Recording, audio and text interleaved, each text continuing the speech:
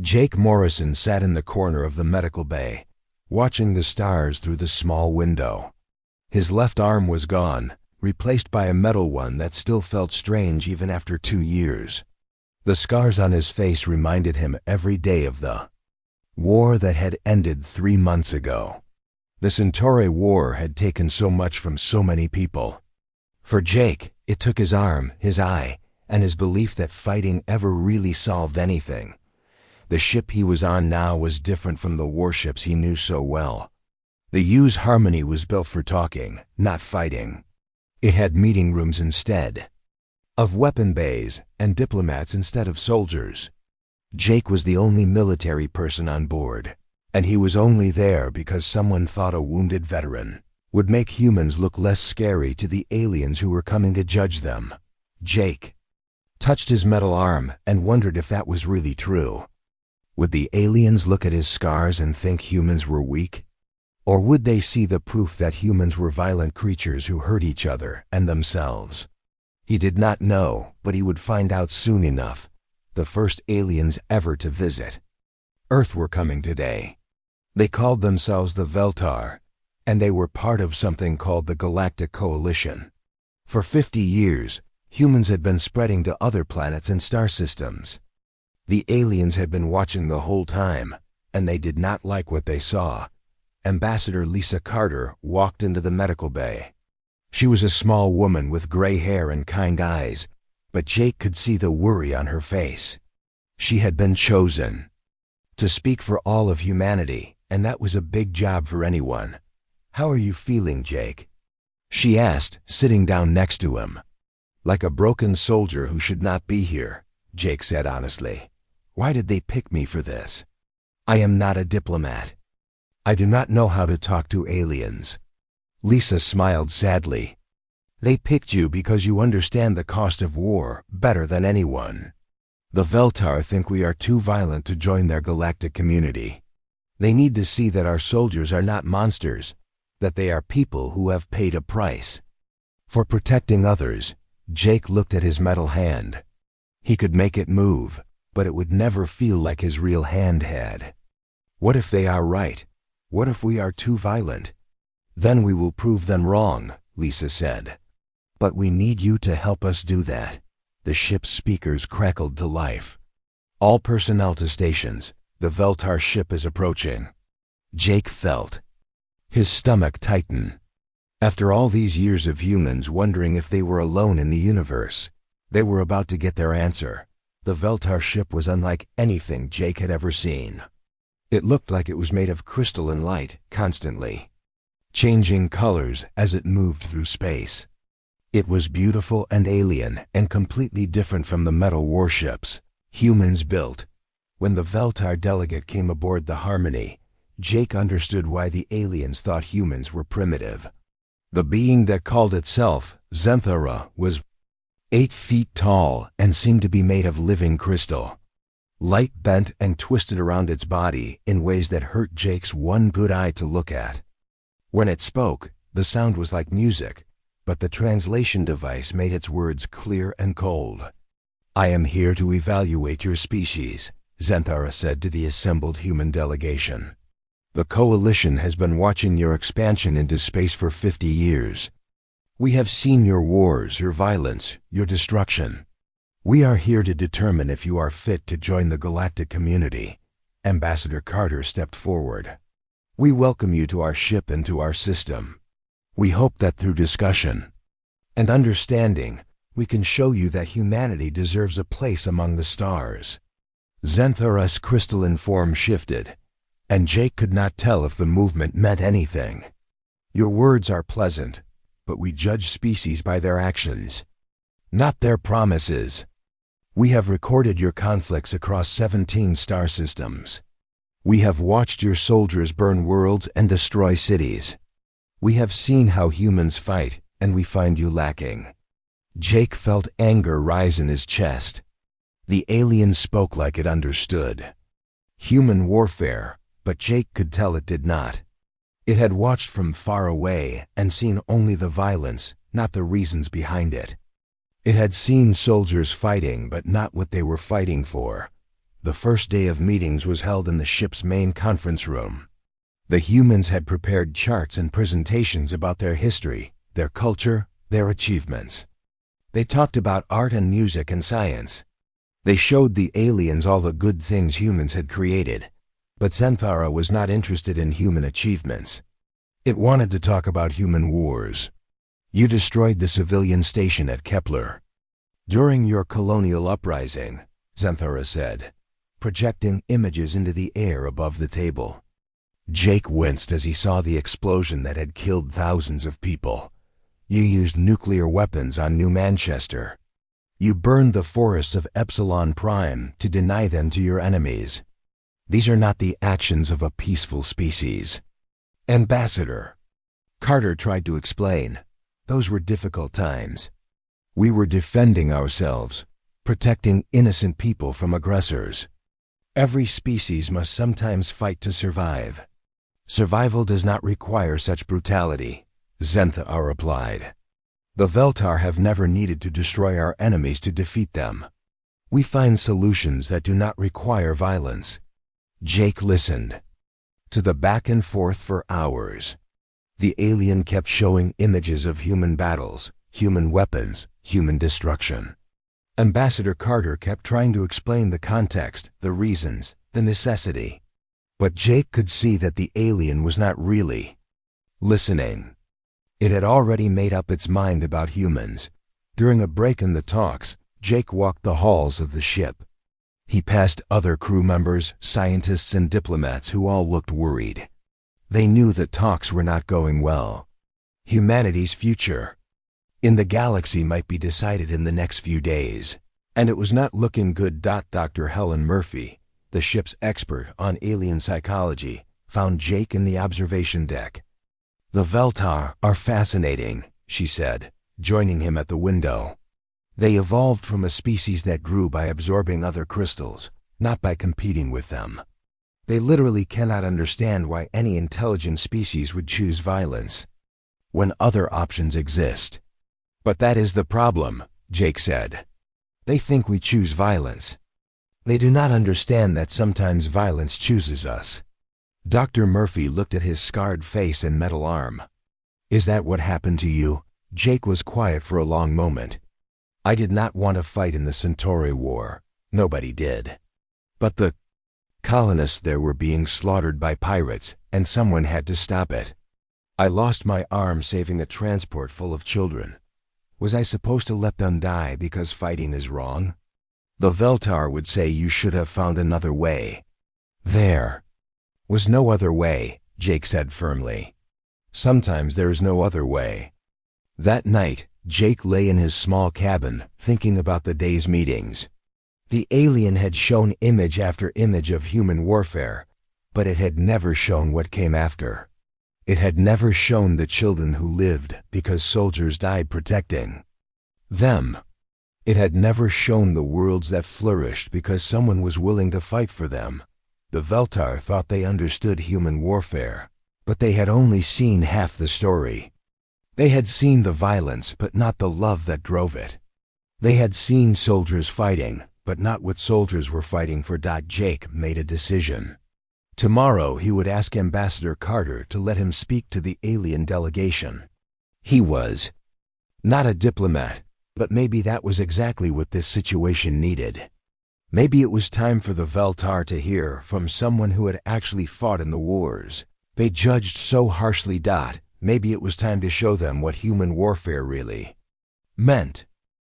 The second day of meeting started badly and got worse. Jake sat at the back of the conference room, watching as Zenthara displayed more images of human conflicts. Each picture was worse than the last. Burning cities, destroyed ships, soldiers in combat gear standing over defeated enemies. This is the Battle of New Shanghai, Zenthara said as a hologram showed explosions lighting up the night sky. Your forces used chemical weapons against civilian areas. 12,000 non-combatants died in 3 hours. Ambassador Carter's face went pale. Those chemicals were used to clear underground tunnels where enemy soldiers were hiding. The civilian casualties were accidental. We did everything we could to evacuate the area first. Accidental death is still death, Zenthara replied coldly. A truly advanced species would have found a way to remove the enemy without harming. Innocence. Jake's metal hand clenched into a fist. He had been at New Shanghai. He knew what really happened there. The enemy had been using civilians as human shields, hiding weapons in schools and hospitals. The human forces had spent 2 weeks trying to get the civilians out safely before they finally had no choice but to attack. But the alien did not show that part. It only showed the explosions and the bodies that the images kept coming. The siege of Port Royal, where human marines had fought house to house for 6 months to save 1 million colonists from slavers. The alien showed the destroyed buildings, but not the rescued people. The defense of Horizon Station, where a small human fleet had held off 3 times their number to protect a medical facility. The alien showed the burning ships, but not the patients who were safely evacuated. Your species glorifies violence. Zenthara continued. You create stories about your warriors. You build monuments to your battles. You teach your children to admire those who kill. We honor those who sacrifice for others, Ambassador Carter said, but her voice was getting tired. They had been having the same argument for hours. Sacrifice implies choice, Zenthara said. Your soldiers choose violence when peaceful solutions exist. This makes them killers, not heroes. Jake could not stay quiet anymore. He stood up from his chair in the back of the room. Everyone turned to look at him, including the tall Crystal. Alien. Permission to speak, Ambassador? Jake asked. Lisa Carter hesitated. Jake was not supposed to be part of the formal discussions. He was there as an advisor, nothing more. But the talks were failing anyway, and maybe a different voice would. Help. Permission granted, she said. Jake walked to the front of the room. His metal arm moved differently than his real one, and he knew everyone could see it. The scars on his face felt hot under the room's lights. He looked up at Zenthara, meeting what he thought might be its eyes. You have been showing us pictures of human wars, Jake said. But you have not been showing us human warriors. What is the difference? Zenthara asked. The difference is everything, Jake replied. You see the violence, but you do not see why we fight. You see the destruction, but you do not see what we are trying to protect. Jake turned to face the holographic display that still showed images of the Battle of New Shanghai. I was there, he said simply. I was a lieutenant in the 3rd Marine Division. Do you want to know what really happened? Zenthara's crystalline form shifted slightly. We have the complete battle records. You have the tactical data, Jake corrected. You do not have the truth. Jake looked at the images of the burning city. Even after all these years, the memories were still painful. The enemy had taken over. The underground transit system. They were using it to move weapons and supplies all over the city. But they were also using it to transport slaves. Thousands of people, including children, were being moved through those tunnels every day. He paused, making sure everyone was listening. We knew that if we attacked the tunnels, some civilians might get hurt. But we also knew that if we did not attack, thousands more people would disappear forever. What would you have done? We would have found another way, Zenthara said. What other way? Jake asked. We spent 2 weeks trying everything else. We sent negotiators. They were sent back in pieces. We offered prisoner exchanges. The enemy laughed at us. We tried to infiltrate the tunnels with small teams. They were captured and tortured. Tell me, what other way was there? Zenthara was quiet for a moment. Jake pressed his advantage. Do you want to know why I have this metal arm? Jake asked, holding up his prosthetic limb. I was leading a rescue mission to save hostages from a pirate base. The pirates had 60 children locked in a building that was wired with explosives. When they saw us coming, they started to detonate the bombs. Jake's voice got quieter, but somehow more intense. I threw myself on one of the devices to absorb the blast. It took my arm and half my face, but those children lived. 47 kids got to go home to their families because I was willing to get hurt. Was I wrong to do that? You could have found a peaceful solution, Zenthara insisted, but it sounded less certain than before. There was no time for a peaceful solution, Jake said. The bombs were already going off. It was my arm or their lives. I chose their lives. Every human soldier would have made the same choice. Dr. Helen Murphy had been watching the exchange with interest. She stood up and approached the alien delegation. Zenthara, may I ask you something about Veltar history? You may ask. Have the Veltar ever faced extinction? Have you ever been in a situation where your entire species might be destroyed if you did not act quickly? Zenthara's form shifted again. The Veltar have always found peaceful solutions to our conflicts. That is not what I asked, Dr. Murphy said gently. I asked if you have ever been in real danger of extinction. There was a long pause. No, Zenthara finally admitted. The Veltar have been fortunate. We have never faced such extreme circumstances. Then you have never been tested, Jake said. You have never had to choose between your principles and your survival. You have never had to decide whether to let innocent people die or to fight to save them. Jake walked closer to the alien. Every war you showed us today, every battle, every act of violence, they all came down to the same choice. Let evil win or fight it. Let the innocent suffer or protect them. Let the strong prey on the weak or stand up to them. Violence is not the only way to solve problems, Zenthara said, but its voice lacked the certainty it had shown earlier. You are right, Jake agreed. Violence is not the only way to solve problems, but sometimes it is the only way to solve them quickly enough to matter. When someone is pointing a gun at a child, you do not have time for a negotiation. When pirates are bombing a hospital, you do not have time for a peaceful solution. When your enemy is committing genocide, you do not have time to find a better way. Jake looked around the room at all the humans who were watching him. We do not fight because we love violence. We fight because we love everything else more than we fear death. We fight because someone has to. We fight because if we do not, who will? The room was completely quiet, except for the soft hum of the ship's engines. Zenthara stood motionless, its crystalline form refracting the room's lights in patterns that seemed almost random. I need time to consider what you have said, Zenthara finally announced. We will resume discussions tomorrow. As the alien delegation left the conference room, Ambassador Carter approached Jake.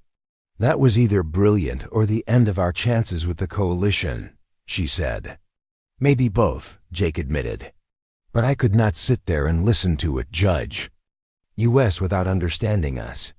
The Veltar think they know what human warfare looks like, but they have only seen it from the outside. They have never understood what it feels like to be responsible for protecting someone who cannot protect themselves. Dr. Murphy joined them. You gave Zenthara something to think about, she said. The Veltar are not evil, just inexperienced. They have never faced the hard choices that humans have to face. Will that be enough? Ambassador Carter asked. Jake looked out the conference room window at the alien ship floating nearby. Its crystal surfaces were still changing colors, still beautiful and mysterious. I do not know, he said honestly. But at least now they know that human warriors are not monsters. We are people who have chosen to carry a burden so others do not have to. That night, Jake could not sleep. He kept thinking about all the battles he had fought, all the friends he had lost, all the enemies he had killed. He wondered if the alien was right. Maybe humans were too violent. Maybe there really were better ways to solve problems. But then he thought about the children he had saved, the families he had protected, the innocent people who were alive because someone had been willing to fight for them. Maybe violence was not the best solution, But sometimes it was the only solution that worked fast enough to matter. Tomorrow would bring new challenges. But tonight, Jake Morrison slept knowing that at least one alien now understood why humans fight. Jake woke up to the sound of alarms screaming through the ship. Red lights flashed in his small cabin as he rolled out of bed and grabbed his clothes. His metal arm moved slower than he wanted it to, but years of military training made him dress quickly, even with one good hand. The ship's speakers crackled with urgent voices. All personnel to emergency stations. This is not a drill. All personnel to emergency stations. Jake ran through the corridors toward the bridge. Other crew members were doing the same thing, their faces showing confusion and fear. The U.S. Harmony was a diplomatic ship, not built for emergencies or combat. Whatever was happening, they were not prepared for it. He found Ambassador Carter and Dr. Murphy on the bridge, standing around the main display screen with Captain Roy Barnes and his officers. The screen showed a massive object moving through space toward them, but it was too big to be another ship. "What are we looking at?" Jake asked as he joined the group. Captain Barnes pointed at the screen. "Long-range sensors picked it up 20 minutes ago. It is an asteroid, roughly 2 kilometers wide, moving at incredible speed toward Earth." Jake felt his stomach drop. "How long until impact?" 18 hours, the captain replied grimly. "Maybe less." Ambassador Carter looked pale. "How is this possible? Our early warning system should have detected something like this months ago." "The asteroid was knocked out of its normal orbit by something," explained Lieutenant Amy Collins, the ship's tactical officer. "Maybe a collision with another object, maybe gravitational interference from a passing ship. Whatever caused it, the rock is now heading straight for Earth." Dr. Murphy was studying the data on her tablet. "An object that size hitting Earth would cause massive destruction. We are talking about the end of civilization, possibly the end of most life on the planet." Jake stared at the screen. After all the wars he had fought, after all the battles to protect people, it might all end because of a piece of rock flying through space. It seemed like a cruel joke. "What can we do?" he asked. Captain Barnes shook his head. "The Harmony is not equipped for this kind of emergency. We have some defensive weapons, but nothing powerful enough to destroy or deflect an asteroid that size." "What about Earth's defenses?" Ambassador Carter asked. "Too far away," Lieutenant Collins reported. "The asteroid will pass our orbital defense stations before they can intercept it. By the time it gets close enough to Earth for the planetary defense systems to engage, it will be too late to stop." Jake was about to ask another question when Zenthara entered the bridge. The tall crystal alien moved with its usual graceful steps, but Jake could see that its form was shifting colors more rapidly than usual.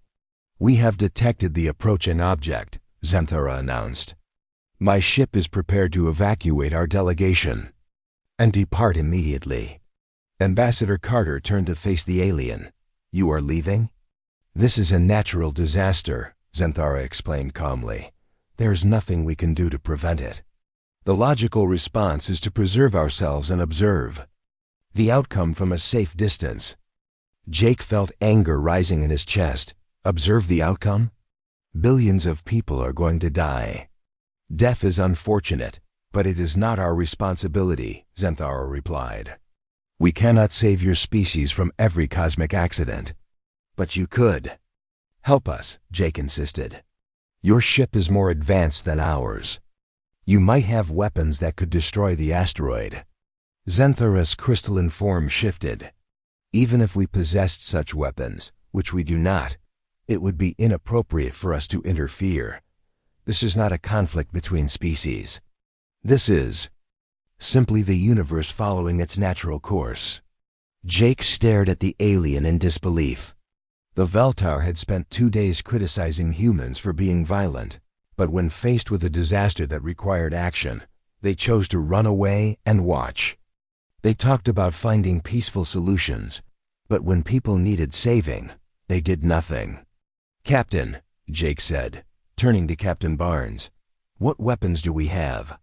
"Jake, you heard what I said," the captain replied. "Our weapons are not powerful enough. What weapons do we have?" Jake repeated more firmly. Captain Barnes sighed. 6 nuclear missiles designed for ship-to-ship combat, some plasma cannons, a few torpedo launchers. Nothing that could handle a 2-kilometer asteroid. Jake was already thinking, his mind working through possibilities the way it had during countless battles.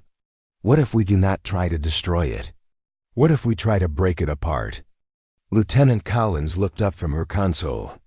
"The asteroid is not solid. Our sensors show it is made up of smaller rocks held together by gravity. If we could break it apart, the pieces might scatter enough to reduce the damage. But we would have to get very close to make that work," Captain Barnes said. "Dangerously close. The ship would never survive the explosion." "The ship does not need to survive," Jake said quietly. "Earth needs to survive." The bridge went silent except for the hum of the ship's engines. Everyone understood what Jake was suggesting. "It was a suicide mission." "Jake, no," Ambassador Carter said. "We cannot ask you to do this." "You are not asking," Jake replied. "I am volunteering." Xanthara stepped forward. "This is exactly what we expected from your species.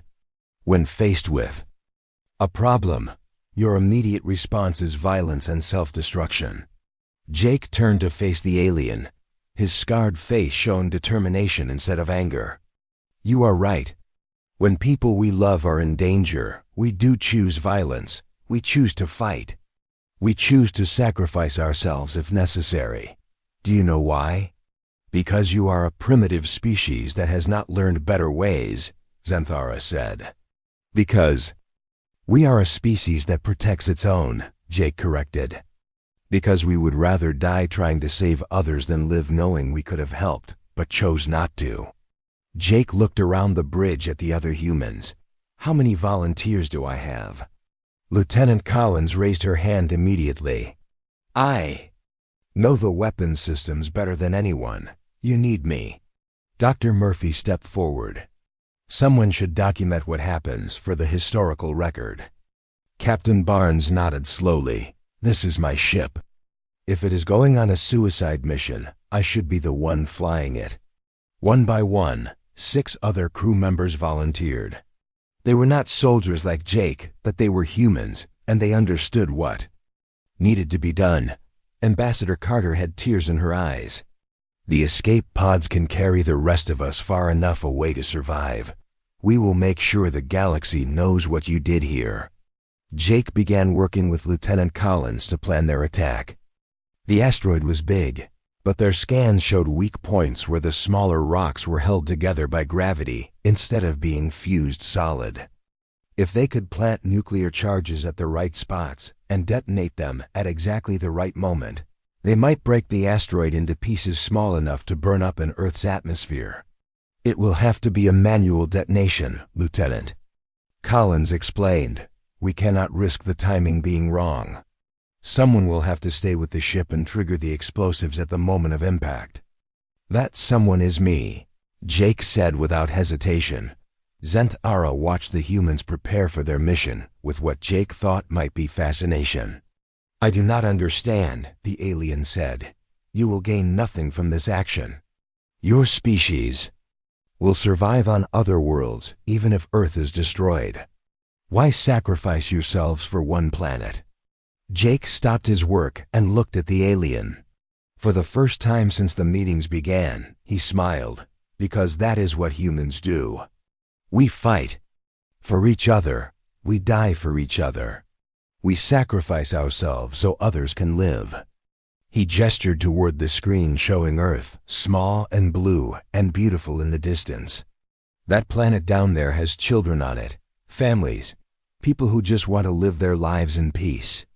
They do not deserve to die because a rock fell out of the sky." "But you do not know these people personally," Xanthara said. "They are strangers to you." "They are human," Jake replied simply. "That makes them family." The preparations continued. The escape pods were loaded with the remaining crew members and the alien delegation. Ambassador Carter would take them far enough away to survive the explosion, hopefully far enough to tell the story of what happened. Jake stood in the cargo bay, making final adjustments to the nuclear charges. His metal arm worked alongside his. Good one, both hands steady despite what was coming. Around him, his small crew prepared for the mission they all knew was one way. 10 minutes to separation, Captain Barnes announced over the ship's speakers. Jake looked at his volunteers. Lieutenant Collins at her weapons console, Dr. Murphy recording everything on her tablet, 6 other crew members ready to die for people they had never met. They were not soldiers, but they were about to become the most important warriors in human history. "Are you ready?" Jake asked them. "Ready," they replied together. The U's Harmony turned toward the incoming asteroid and began to accelerate. Behind them, the escape pods launched, carrying the survivors to safety. Ahead of them, certain death waited in the form of a tumbling mountain of rock and ice. But Jake Morrison was not afraid. He had found his purpose at last. He had survived one war, and now he would die in another. But this time, he would die knowing that his sacrifice would save everyone he had ever fought to protect. The U's Harmony flew toward the asteroid like a tiny bug flying toward a mountain. Jake stood on the bridge, watching the massive rock grow larger on the screen with each passing minute. His metal arm felt steady for the first time since he had gotten it. His scarred face was calm. He had made peace with what was about to happen. 5 minutes to impact, Lieutenant Collins announced from her station. Her voice was steady, too. Everyone on the ship had accepted their fate. The asteroid filled their entire view now. It was bigger than Jake had imagined, a tumbling mass of rock and ice that had been flying through space for millions of years. Today, its journey would end. So would theirs. "Nuclear charges are armed and ready," reported Sergeant Dan Miller, one of the volunteers who had stayed behind. He was an engineer, not a soldier, but he had learned to handle the weapons quickly. Dr. Murphy sat at her console, still recording everything. "The escape pods are safely away," she said. "Ambassador Carter's group should survive the explosion." Jake nodded. That was good. Someone needed to live to tell this story. Someone needed to explain to the galaxy what had really happened here. Through the communication link, they could hear Zenth Ara talking to its mothership. The alien was still recording everything, still trying to understand what it was seeing. "They are proceeding with their attack," Zenth Ara was saying. "Despite certain death, despite no possibility of personal gain, they continue toward their target." Jake walked over to the communication panel. "Zenth Ara, can you hear me?" "Yes, human Jake Morrison." "I want you to understand something," Jake said. "We are not doing this because we are violent. We are not doing this because we like to fight. We are doing this because we love the people on that planet more than we love our own lives. This action will not change our evaluation of your species," Zenth Ara replied. "Bravery does not excuse the violence we have observed in your past." Jake smiled sadly. "I am not trying to change your mind about the past. I am trying to show you what human warfare really means. Every battle you showed us, every war you judged us for, they all came down to this same choice. Stand between danger and the people we protect, or step aside and let them suffer." 2 minutes to impact, Captain Barnes called out. The asteroid now filled their entire forward view. Jake could see the cracks and valleys on its surface, the places where smaller rocks had crashed together over the centuries. It was beautiful in its own way, this mountain from space that was about to become humanity's enemy. "Jake," Lieutenant Collins said quietly, "the detonation sequence is locked in. When you press that button, the charges will explode exactly 3 seconds later. That should give us maximum dispersal of the asteroid fragments." Jake looked at the red button on his console. Such a small thing to end so many lives and save so many others. His metal fingers hovered over it, ready for the final moment. Dr. Murphy, are you getting all of this? He asked. Every word, every image, she confirmed. The galaxy will know what happened here. Jake thought about his life, about all the wars he had fought and all the friends he had lost. He thought about the children he had saved on other battlefields, the families he had protected, the innocent people who were alive because someone had been willing to fight for them. It had been a good life, even with all the pain and loss. He had made a difference, 1 minute to impact. Through the communication link, Jake could hear Zenthara still talking to its ship. I am beginning to understand, the alien was saying. They are not fighting for conquest or dominance. They are not fighting for territory or resources. They are fighting for each other. Jake keyed the communication panel one last time. Zenthara, do you want to know the secret of human warfare? Yes, we do not fight because we are strong. We fight because the people we protect are precious to us. We do not fight because we enjoy violence. We fight because we enjoy the peace that comes after the fighting is done. We do not fight because we are not afraid of death. We fight because there are things we fear more than death. What do you fear more than death? Zenthara asked. Letting down the people who depend on us, Jake replied simply. 30 seconds to impact. The asteroid filled every screen on the bridge. Jake could see the exact spot where they would hit, a deep valley between two massive rock formations. It was perfect. The nuclear charges would split the asteroid right down the middle, 15 seconds. Jake's crew stood at their stations, ready for the end. They were not soldiers, but they faced death like warriors. They were teachers and engineers, and doctors who had chosen to become heroes in the last minutes of their lives. 10 seconds. Jake's finger was on the detonation button. He could feel his heart beating, steady and strong. He was not afraid. He was proud. 5 seconds. Through the link, they could hear Zenthara speaking urgently to its mothership. They are not monsters. They are protectors. They are dying to save people they have never met, people who will never know their names. Impact. Jake pressed the button. The nuclear charges exploded with the force of a small star. The U's harmony vanished in an instant, vaporized by the blast that Jake Morrison had triggered with his last breath. But his calculations had been perfect. The asteroid shattered into thousands of pieces, spreading out across a wide area of space. Most of the fragments burned up as bright streaks in Earth's atmosphere. A few larger pieces made it to the surface, but they caused only local damage instead of global destruction. The planet was saved. Billions of people on Earth looked up to see the most beautiful meteor shower in human history, never knowing that their lives had been purchased with the sacrifice of 10 volunteers on a diplomatic ship. In the escape pods, Ambassador Carter watched the explosion through her small window and wept. Jake Morrison had kept his promise. Earth was safe. On the Veltar mothership, Zenthara stood in silence for a long time. The alien had witnessed something its species had never experienced. It had seen intelligent beings choose certain death not for personal gain, not for conquest, not for revenge, but simply to protect others. For the first time in its life, Zenthara understood what courage really meant. 6 months later, Ambassador Carter stood before the full Galactic Council on their home world.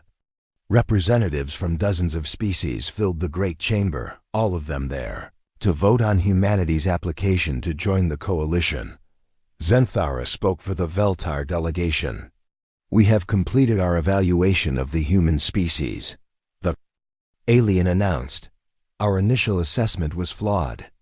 We studied human warfare, but we did not understand human warriors. The crystal being's form shifted to display images from Jake's final mission. Humans do not fight because they love violence. They fight because they love everything else more than they fear death. They do not wage war for conquest. They wage war for protection. Another representative, a being that looked like a living tree, asked a question. "Are you saying humans are not violent?" "No," Zenthara replied. "Humans are very violent. But their violence serves love, not hatred. They destroy to protect, not to conquer. They kill to save lives, not to take them." The vote was unanimous. Humanity was accepted into the Galactic Coalition, not despite their warrior nature, but because of it. The galaxy needed protectors, and humans had proven they were willing to pay any price to protect the innocent. Jake Morrison's name was carved into a monument on the Veltar homeworld, along with the names of his 9 volunteers. The inscription was simple. They fought not because they loved war, but because they loved peace more than life. Years later, when other species faced extinction from natural disasters or hostile forces, they called for human help. And humans always answered, always willing to fight, always ready to sacrifice themselves for others, because that was what humans did. That was how humans fought. Not for glory or conquest, but for love. Not because they were not afraid of death, but because they were more afraid of letting others die. Jake Morrison had survived one war only to die in another.